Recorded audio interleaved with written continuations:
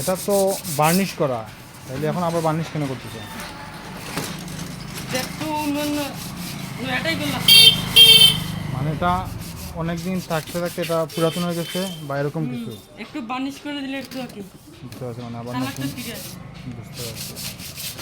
আচ্ছা, তো ধরো এই যে দোকানে অনেক সময় থাকে না যে, বা অনেক মানুষ জানা পুরাতন ফার্নিচার 2-3 বছর আগের বা 4-5 বছর পরে যে ফার্নিচারগুলো পুরাতন হয়, একটু মনে করো ধুলাবালি পড়ে এরকম রঙ একটু নষ্ট হয়ে যায়, তো এগুলো যখন তোমার কাছে দেয় তখন এগুলো কী করো?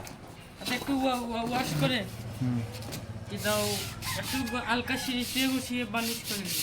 বুঝতে পারছি। আগে ধোয়া লাগে না একটু ভালো মতো? উইল পাউডার দিয়ে একটু ওয়াশ করা লাগে। বুঝতে পারছি, বুঝতে পারছি।